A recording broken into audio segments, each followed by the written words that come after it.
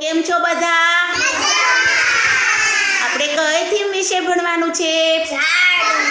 પુનરાવર્તન 2 માં આપણે ઝાડ અને છોડ, પાન, ડાળી વિશે સમજીશું.